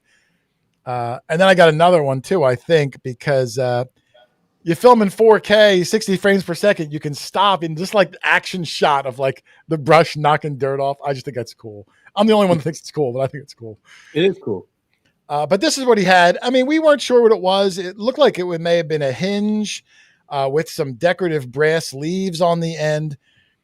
But we never really got a positive ID. But what was cool is the little girl, Jackie, was there, and she picked it up. And in conversation, I asked her what she thought it was. And she was young. I mean, I don't know how old she is, maybe 7 or 8. So, but she gave a mature, well thought out answer. I think she said it looks like it could be the hinge that would open a large Victorian dollhouse. And I was like, what? Where did those words come from? Now, listen, whether that's accurate or not, I don't know. But it was the most mature answer. And I thought, oh, well, I'm leaving that in because that's a better answer than I could give. And there she is holding it. So that's what I'm saying. The kids really were a joy to be around. Yeah. Yeah, they did. It was fun. Then I got another picture of Rich who found something under a big tree there. So Rich is in there somewhere. Yeah. Shaking it here, boss. So I climbed under, and he's got another 2-piece button. And turns out after it was cleaned up, that's what he's got. Beautiful, great seal button. Yeah, nice 2-piece one. Yeah. And I think at the same time, the kids found a Mercury dime, but I didn't grab it for the flip then. But they did have a Mercury dime. The kids did find 2 hinges from the old barn. They were each old forged blacksmith hinges. They each found one in this, inside the side holes. So I wanted to put that in there. I don't forget if I made the video or not. Mm-hmm. And then they held it over next to some of the window sashes. So you could see, that those are ones that are still active on the barn, and they found some other ones, all blacksmith hand forged. Just thought that was really, really cool. With kids, obviously don't have a lot of detecting experience. So any new detectorist, they dig up big things because you're not sure what you're doing yet. Big things stand out. So, but it's cool when you find an interesting big thing like a barn hinge, because as you start to get more experience, a lot of detectorists will pass up on the big signals. That's why we don't dig barn hinges or things like that anymore, because you get jaded. But I miss that. I miss digging every weird signal because you do find interesting pieces along the way. Let's keep going here. Next one was an axe head today, so I still dig those big signals. You do. You're a big axe. Oh my gosh. This one was really cool because I was calling Doug. Doug wasn't there that day. I forget where he was. So I was walking along, started in the fields, and I'm on the phone with Doug, talking to him as I'm swinging. And I had a really good signal. So while I was talking to Doug on the phone, I said, "Hey, Doug, do you want to stay on the phone while I dig this signal live?" So Doug says, "Sure." So I'm on the phone with Doug. I'm digging it. I'm holding the phone in my hand, and I pull up this thing. And I go, "Oh, Doug, I think I got a token here."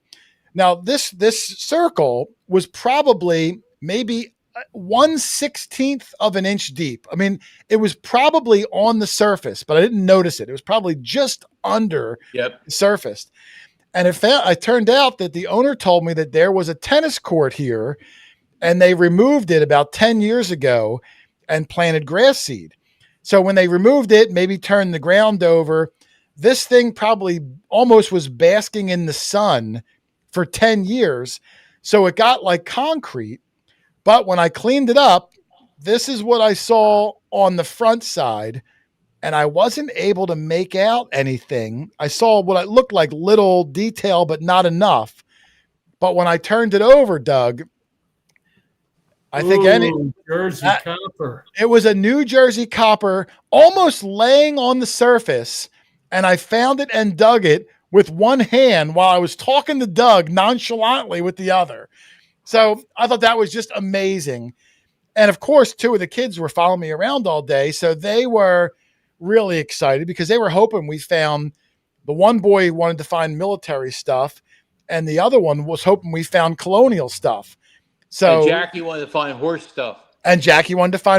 And all the kids got good stuff. And we gave them everything at the end of the day too, which, was really nice. They were so appreciative. Did you ever reach out to Don Hartman on that coin? I did. I sent Don all of my Jersey coppers. He always gets back to me, tells me what variation, tells me how many were found in that state before. He's such, he knows everything about those Jersey coppers. Jersey coppers, yeah. I asked him to come on the show one day to share some of his research. So maybe that'll be coming in the future. All right, so then we move on. This is our short time in the field because it was unbearably hot, even though Jess never breaks a sweat. I don't know why. It could be 300 degrees out, and Jess has long sleeves, long pants, and doesn't sweat. She might be a half alien. I'm not sure. But in that field, I walked over, and Jess pulls this out of the hole, which everyone knows what this is, a nice old sleigh bell. We cleaned it up in the front of the house with one of the kids. Oh, Buckle Boy said Don's a contributor to his book. Yeah, if you cover Jersey Coppers, Don should be in there. Oh, and Ken King is here. Welcome, Hi, Ken. Ken. Ken, if you missed my announcement, I'll mention it again at the end. You got to go back and watch it. But this Saturday night, Ken, be there or be square, my friend. Be there or be square. Talking about square, Doug. Wow, what a segue. Well, yeah. I dug this coin in the field. I didn't know what it was at the time. I thought it was going to be a token. But it turns out it was like a World War II era square coin, which I've actually found a square coin once before, about 6-7 years ago. This one on the back says Commissioner of Currency Malaya, which I think turned into Malaysia. I could be wrong about that. And then on the other side is one of the King Georges, maybe the 6th. I forget the timeline. It shows the 6th. Do you see 6? I don't see it. Oh yeah, I see it now. But it says George VI on the left, and on the right it says Emperor. So I guess even though he was King George in England, maybe for Malaya he was considered the Emperor. I really don't know, but I found that awesome thing. Yes. And the kid was super excited because we think it probably got here brought back from a World War II soldier. We find a lot of world coins that are usually from around the 40s or 50s, maybe from returning World War II soldiers. Just a guess. Don't really know. And then, of course, I always like to get a cool bokeh picture. I think Rich took this. Did you take that picture, Rich? Yeah, I was trying. Yeah. It's not bad. It wasn't bad. I like the background that shows something, but that's okay. I'll take it. Then we went back to the yard because the heat was getting to us, and Rich had the first find. He wasn't being attacked by a dog, but that dog was following us everywhere we went. Border collie. It was a border collie. A great dog. Yeah. Walked over. Rich had a large circle in his hand, and as he cleaned it, the dog was right in there. Look at that. That's a good shot too, Rich. And even though Rich had that GoPro on his head, I don't think the GoPro worked all day long. We've been having a problem with that GoPro where it overheats, and it was so hot that day. I don't think Rich got anything, as I recall. It seems like if it's above 80 degrees and sunny, it overheats on me. Yeah, I mean, that's the old one. It is what it is. But when Rich cleaned it up, look at the condition on this, Doug. Now we get a good amount of KG2s. They're very, very, I don't want to say they're very common if you're digging colonial stuff, but the condition on that one is phenomenal. Front and back. There's the back side. I can't see the date. The date was the only part that wasn't good shape, but that's amazing for a dug coin that's been in the ground 250 years. And then like all of them, I try, whenever we have a good find, I try to get a fun picture. I had Lynn contribute to this picture, and I thought these were great, but I was like, Lynn, I want to use one of these as a thumbnail. So here's what I got. Yeah. So there's the first one I got with, I wanted the spring house in the back. I said, Lynn, make a face like you're jealous because Rich finds everything. So she picked up the pinpointer like she was going to stab him, made like a grimace. I thought that was funny. Snarl. And then this one, and then the next one, a similar one, but look at that snarl. I just love the fun pictures, Doug. Yes, you And that do. was I knew there would be a copper there to find, and it took all day, and I was almost ready to call it quits before that, and then that rejuvenated my my spirit. Yeah, I was already flying high from the Jersey copper, but like I said, mine was wasted. Yours was actually beautiful. Only because I think mine was in the sun and got like concrete. There's a good shot of Charlie, who, don't forget the little girl, Jackie, she was hoping we found horse stuff. So, horse stuff is tough. You got buckles, maybe horse stuff, but Charlie got a definite horse thing with this old Rains guide. So, Rains guides are typically like, all right, cool, fine, kind of a thing. But when there's a little 7-year-old girl following you around all day, hoping you find old horse stuff, this find became much more significant. So, there's Charlie with the Rains guide, the little girl. And the stir. Yeah, I think Charlie dug that stir up like a week before, but just had it in his truck, if I recall. Yeah. But he gave her that also. Wow.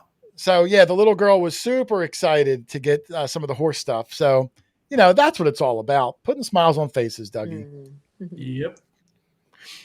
And then let me see. I'm going to wind this down. We're almost done. Rich had another find with the two boys. Rosie Dime, 1958. There's the other son. His name was Jesse. Got a little picture of him with the dime. And then we did a wrap up at this house because the kids were had so much fun and they found stuff. You could see mason jar lids there and, all sorts of things. There's more stuff out on the table. And, they were so good to us. The mom and dad in there. We got a good family shot. You hear the words that you always want to hear, Doug. Hey, you guys are welcome to come back anytime, which, we very well may because of the heat. We did not spend, a ton of time there. So we wrapped that up. I was pausing it real fast just to go also just a quick shout out to before we get out of here. This past weekend, Jessica was at a volunteer. It was called the Boyertown Relic Recovery Club. And they do something for the kids every year called the Tractor in the Park event. Jess was there with Robert Thiessen, who runs Come Out Swinging. So they were there. 103 kids showed up, Charlie, between the ages of 2 and 12. And Jess and Robert not only gave detectors away, but spent about 5 hours showing kids between 2 and 12 how to detect, looking for things, donating their time. So I just wanted to give a shout out. If I would have known, or if I was invited, I would have gone too, even though it was hours away. But listen, nothing but gold in their heart went out there and dedicated the whole day to the little kids. So shout out to Jess and Robert, to the Boyertown Relic Recovery Kids Hunt Trailer in the Park event. So there you go, Charlie. Are you? I wanted to go. I couldn't quite make it because I live right near Boyertown there, and I felt bad I couldn't make it. But I did find out that they had a good turnout with kids. 103 kids. That's a lot. Yeah. When she told me they were doing it, I'm thinking, oh, you might get 10, 15 kids. That'll be awesome. 103. That's nuts. Yeah, it's crazy. So, but they're very dedicated folks. They are. Jess and Robert, very, very kind to the community. Yeah, no, they definitely do. They do a lot of great things there in Boyertown. Yeah. Yep, absolutely. So congratulations to Jess, and again for making the cover, of American Digger magazine. Jess's husband does the same thing, but with fishing. Her husband. Yeah, he was in the kids. The same thing. Yeah, the same thing with the kids. I had him in a video a week or two ago. He's a pro bass fisherman on the tour, all over the country. Which is just like one of those dream jobs that if you're an avid fisherman, to make that level. Right. So yeah, both out there doing all sorts of good stuff. So it's great to get the kids, that young and teach them. Yep, get them absolutely. Excited about it. Get them outside, Yep, get them off the Minecraft and out with a shovel in their hand, finding things. So listen, we're going to wind this up. I'm going to recap again, just because I want to make sure people show up. So before we give our final goodbyes, I got to plug it. This Saturday night, 2 days from today, Dielich and Mark from Nokta are going to be on a special Quarter After Live show where we're going to be doing the world premiere. The first time you're going to see it anywhere. Nokta's brand new machine. We're going to go over all the features, all the settings. I'll have the machine in my hand. You can see everything about it. So if you're curious, make sure you show up. The only people in the world that have this machine is the Nokta factory and me right now, and they're going to come on unveil it to the world even before they put it on their own website, Doug. Wow. Yep. Which, listen, that was not easy to get. I had to do a lot of string pulling, some begging, but no, they were good to me. So I'm excited for that. And during the course of the show, we're going to be giving away all sorts of things, a bunch of pinpointers, hand diggers, finds bags, all sorts of things, and even the brand new machine itself, which I don't want to say its name today, No. but tune in 2 days' time. You can see it, you can hear it, you can smell it, and you might even win it. So, And Jason, at what time is this coming on Eastern time? that'll be 7:15 p.m. Eastern. Figure out the time where you are. But when they come on, it's going to be like 2 in the morning Dealix time. Right. I said, Dealix, 5 hours you difference. you better show up, Dealix. Don't you oversleep. So no, I think she'll be here. This is the big one, Charlie. They haven't had a machine like this out in years. So that's going to be the big one. It's going to be a fun time, and I hope to see someone we know that wins it. If you are in the chat tonight and you know that there are some who are not, make sure you tell them about this special quarter after, so they can tune in and have the same opportunity of winning. Yeah, I mean, listen, we're going to go over everything. I'm not just going to put a picture up and tell you where to buy it. I'm going to go over this. The whole show is going to be about this machine. Yep. If you want to know how it works, if you want to know what this button does, what are all the features, what's all the new hardware, is it compatible with this? Can it do a backflip? Can you microwave a pizza in it? I'm going to answer everything. So listen, you're not going to learn any more about it than this. So make sure you tune in. I'm going to put it through the ringer, and then all the testers will get it, and those guys will make sure that everything does what Nokta says it will do, Right. and then it'll go out to the public. It's the best way to do it, Doug. That way no one's disappointed. When you get that machine in your hand, it's going to do what they claim it can do. What do you think about that? I think that's good. All right, let's wind this up. I'll give everybody their last word and go around. And I do want to thank everyone in the chat. I'll give another round of thank yous. And of course, Hot Mess Fish and Alicia, Nomad, Wicked Digger, another Nomad in here. I'm sure they're really excited to see this new machine. It's been tightly guarded. You don't want secrets to get out.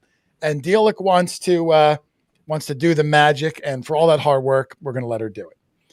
But Lynn, give me your final thoughts on the night. We'll let you say goodbye first. Well, you did a good job of keeping the secret, but we are excited, and I think it's always fun to see what a new machine will do compared to the old one. There's got to be new things on it that maybe have never been done before or whatever, and that I think is really neat. Yeah, I like when they push the envelope with things. I've seen it, so I know a little bit that I can't say, but a lot of things that I've seen people asking for, people requesting. I wish it did this. I wish it did that. They are hearing your calls, and you might be excited to see that they're delivering. Right. So that'll be fun. Saturday night, Lynn. Let me see who else we got. Rich, final thoughts on the night, my friend. It was a fun night, and I'm really excited for that for Saturday. It's going to be a real fun show. Probably a lot of people. So I'm going to guess. I'm going to make another video that I'll probably put out Saturday promoting it, everything that they can win. Listen, I know that the regulars that are here every week, a couple hundred, they get a little upset when we do a big giveaway and then there's thousands of people. Everybody has the same chance. Everyone has the same chance. I tried to do it on a day where some people say, I work Thursdays. I can never be there. It's on a Saturday. Hopefully you don't have to get up early on Sunday. And look, the reason they're coming on and the reason they're giving all this stuff away, they're trying to promote a machine. So I got to advertise. I got to try to get people in. It's a give and take. But I always try to include everyone in here, give you guys the skinny, let you guys know everything. 7:15, there was a thing I just saw. from where is it? Oh, okay. Oh, Rich, you answered it. Thank you. Yes, 7:15 p.m. Eastern. Emil G. 7:15 p.m. Eastern. If you don't live on the Eastern, I'm not good at the math. And you got to, I don't know. But you'll see the countdown earlier in the day, and then hopefully it'll tell you how many hours until wherever you live in the world. Yes. I'm sorry, Rich, were you still saying your goodbyes or? I don't think so. I'm just excited for Saturday. And and my Relics Radio for everybody was rescheduled to next Wednesday, the 17th. Yeah, I was looking for it, Rich. I didn't see it. So the new date is the 17th. Yes. 17. We took some pictures, if you remember, Rich. So the day or two leading up to it, we're going to promote it. I'll put it on my Facebook and all that. We took some fun pictures. So yeah, I'm looking forward to that. Rich, his first ever interview without the rest of us here. Yeah. I hope he remembers his name. I hope he remembers. It's easy. You only call me one thing.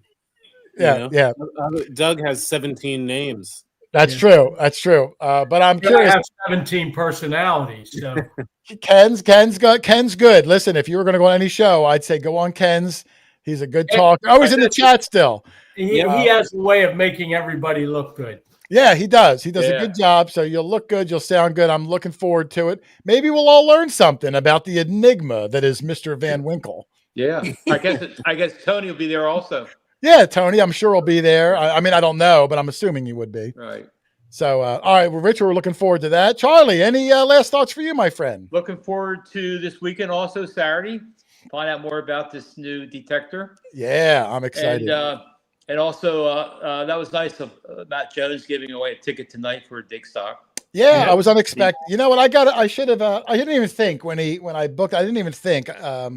I should have planned it out better. But hey, we got through it. We got it really quick. Russell Peterson got himself a win there. Yeah, that was really nice. So great. I'm hoping we'll be able to make it. Maybe we can hang out with Russell and dig some cool things together. I'm going to plan on it. Yeah. So I'm sorry. I wanted. It's a shame about the location. My granddaughter is a news reporter down there in North Carolina, and I thought it'd be neat to get her involved with Digstock. What channel? In Raleigh? News down there. Like have her come. Raleigh. What's that?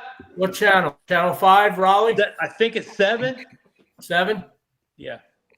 7 or 17 in Raleigh. Yes, Raleigh, North Carolina. All right. She's climbing the ladder. She's doing quite well down there. Well, hey, if we go down there, that'd be great if she covers it. And maybe we could all sleep on her floor, all 12 of us. Yeah. Yeah. Probably not that, but okay. Dina Harley. Dina Harley, shout out. Channel 7 or 17 or 5. I can't remember. Is that her stage name or what? Yeah, well, no, her name is Dina. She's on a channel somewhere between 0 and 50. She's a cutie. She's like her grandpa. Oh, there we go.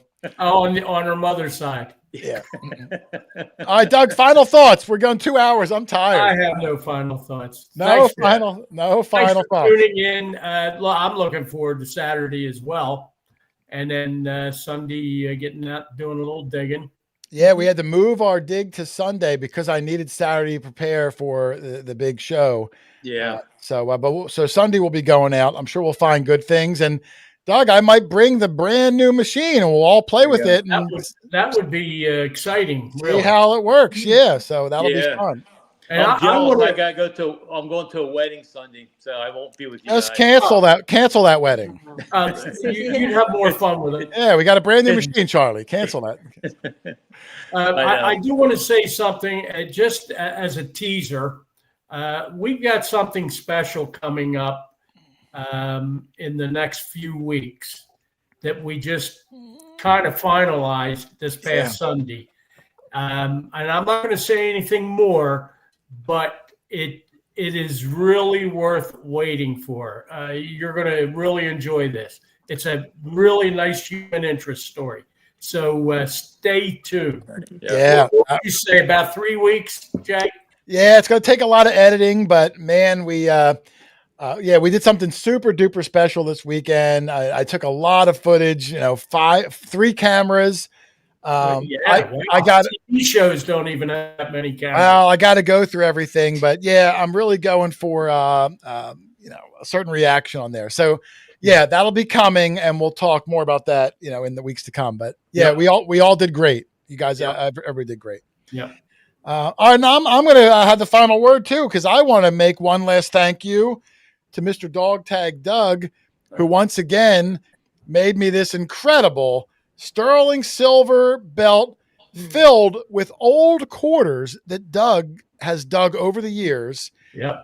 And then the buckle himself, which is massive. Look, it's almost the size of my head. This buckle made from scrap pieces of silver that Doug has dug out of the ground. All sterling. He had that silver melted down, turned into this buckle, which I was waiting for like the right occasion because I can't wear it to go digging. It'll get ruined. No.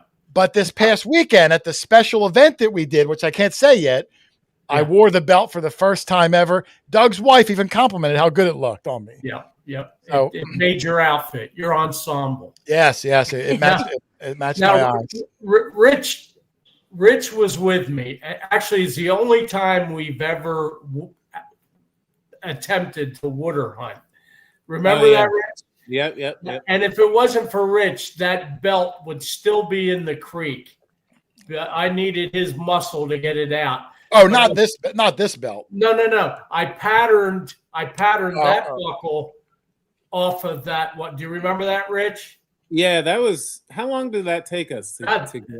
It took us at least a half hour to get that thing out of the mud and sand, but it inspired me to get the quarter hoarder buckle, and I got one that's DTD. In case you don't know what that means, it's Dog Tag Doug.